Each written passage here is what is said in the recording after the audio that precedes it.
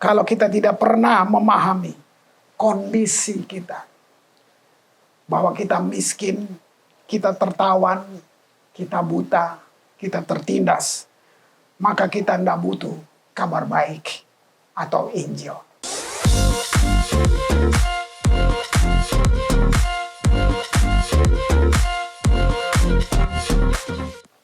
Shalom saudara, dalam moving forward, dalam berjalan maju, kemajuan identik dengan perubahan. Jadi kalau kita mau maju, kita juga mesti siap untuk perubahan. Tapi bukan perubahan yang diciptakan oleh manusia. Perubahan yang diarahkan, dituntun oleh firman Allah. Nah, Paulus mengingatkan kita dalam Roma 8 ayat yang ke-28. Kita tahu sekarang bahwa Allah turut bekerja dalam segala sesuatu untuk mendatangkan kebaikan bagi mereka yang mengasihi Dia. Tuhan bekerja dalam segala sesuatu untuk mendatangkan kebaikan bagi mereka yang mengasihi Dia, yaitu bagi mereka yang terpanggil sesuai dengan rencana Allah. Saya berdoa, saya berharap dari doa-doa itu bahwa saudara tidak keluar. Saudara tidak keluar dari rencana-rencana itu. Saudara tidak sedang bikin rencanamu sendiri. Gitu. Mari saya jujur bahwa saya mendengar banyak keluhan-keluhan, ketakutan, kehidupan putus asa, dan semuanya. Saya tidak luput dari situ semuanya. Saya juga punya pengalaman yang sama dalam perjalanan ini. Tapi apa yang jadi jangkar, yaitu firman Allah. Saya kembali ke firman Tuhan. Dan waktu membacanya, kayak tidak cocok dengan situasi yang saya sedang hadapi. Tapi waktu saya terus fokus dengan firman itu. Saudara percaya bahwa semua berubah. Saya mengalaminya. Dan perubahan itu sendiri mengagetkan saya bahwa siapa yang bisa buat ini? Siapa yang bisa bikin ini untuk saya? Sampai saya sadar sendiri, betul firman itu berkuasa untuk mengubah segala sesuatu. Nah, kematian Yesus yang kita baca dalam firman Tuhan, bahwa Allah telah selesai berurusan dengan kematian. Dia bukan menyelesaikan dengan ngomong-ngomong, tapi dia mati. Dia mati. Bukan, tadi saya bilang, dia mati sebagai kita. Untuk kembali memberitakan kepada kita bahwa saya sudah selesai berurusan dengan maut. Nah, sehingga hari ini, apa yang kita hadapi, yang disebut cuman bayang-bayang kematian, itu membangun iman saudara bahwa orang percaya tidak perlu takut menghadapinya. Karena Tuhan sudah menyelesaikannya. Kita yang kita hidupi atau yang kita hadapi disebut cuman bayang-bayang dari kematian. Bisa saja kita merasa kehilangan apa? Banyak hal, ya.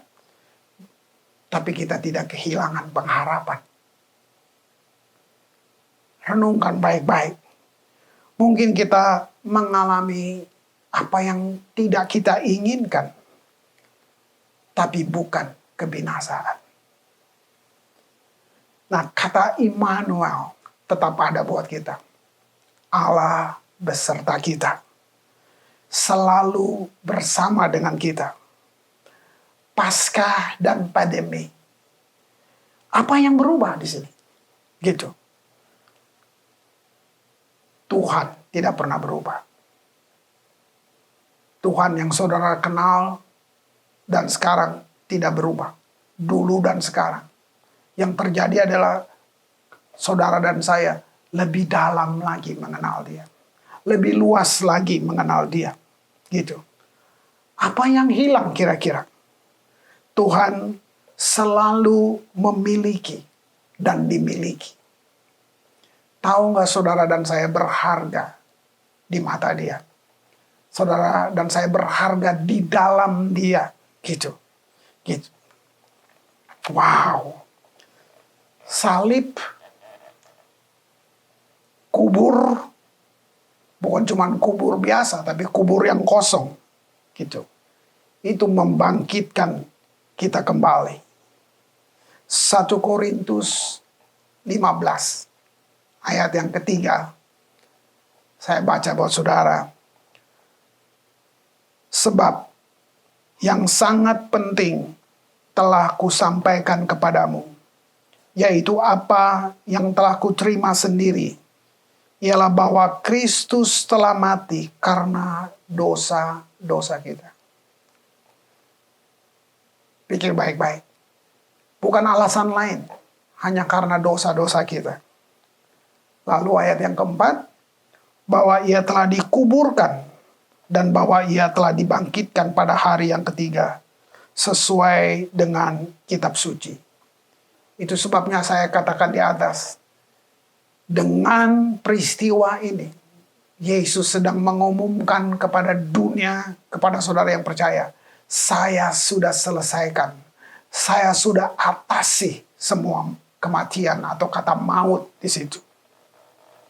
Jadi dalam momen Paskah dan pandemi ini, gitu, saya mau kita mengingat Tuhan telah melakukan yang manusia tidak bisa lakukan.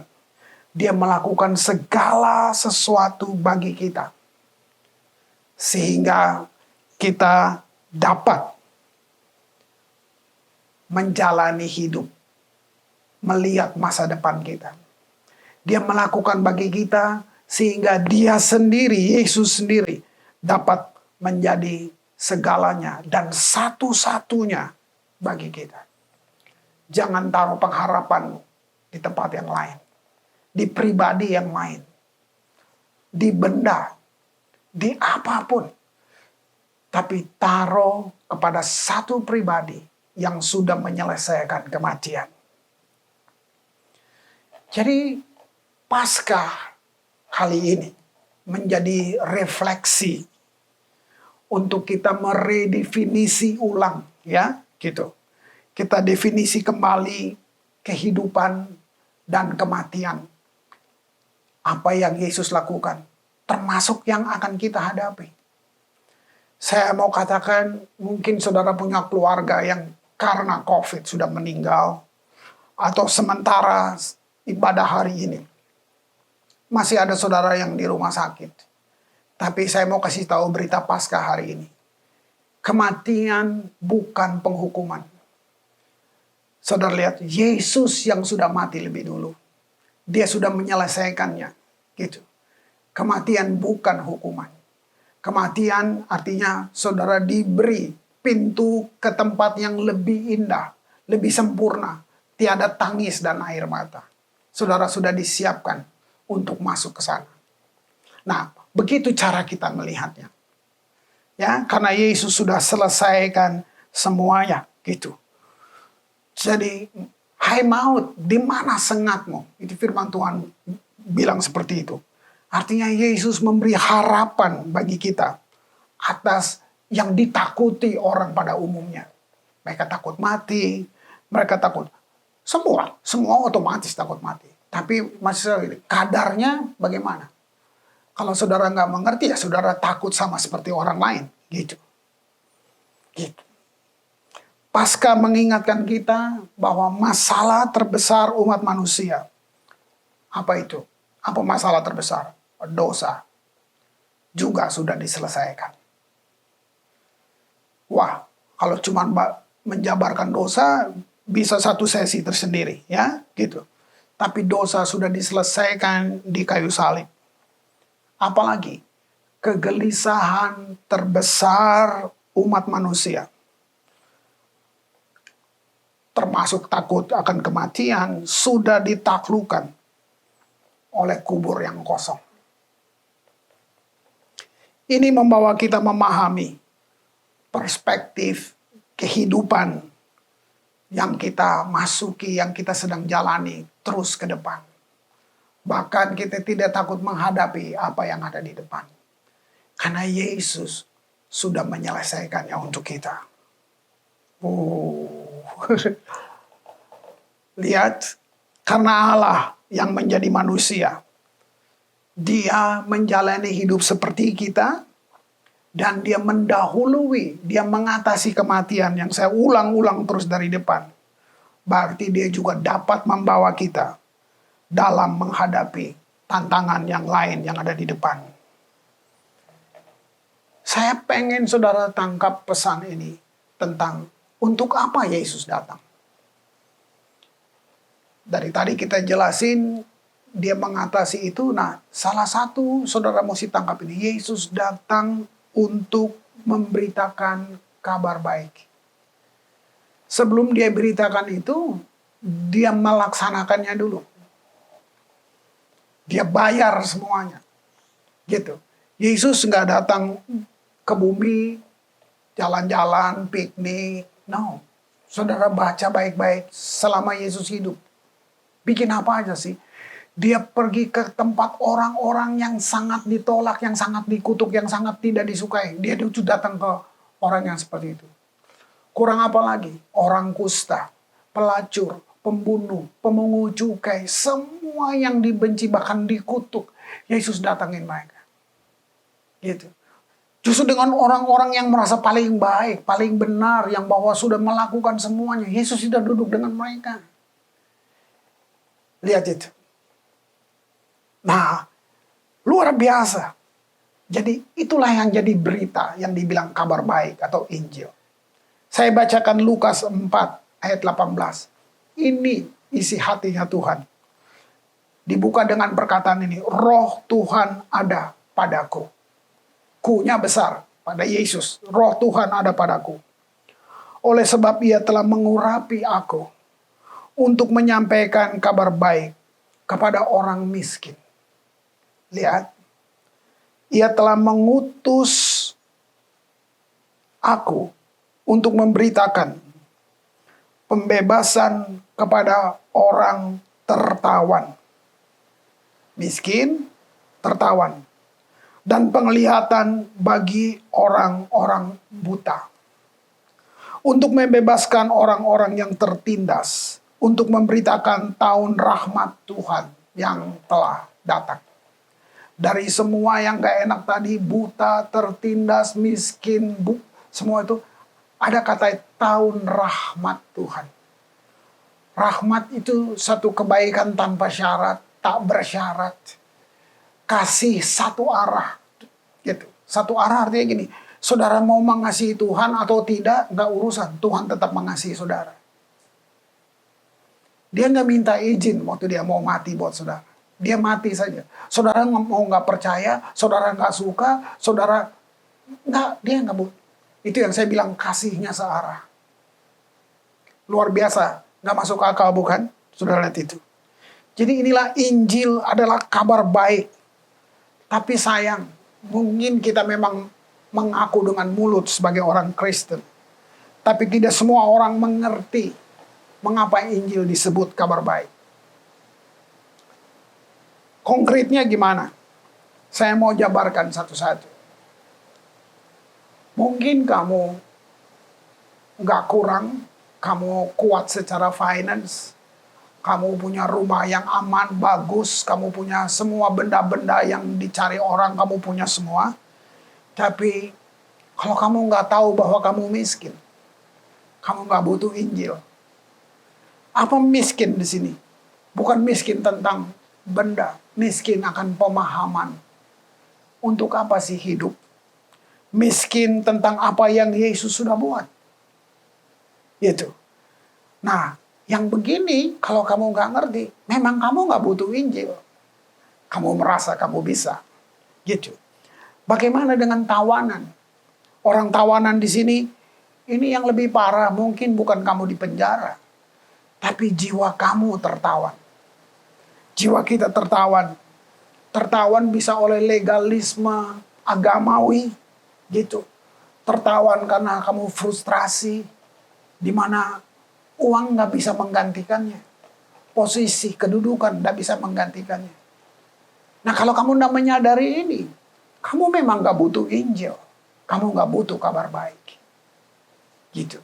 Bagaimana dengan yang buta? Ya, buta di sini bukan buta secara aksara gitu ya, gitu.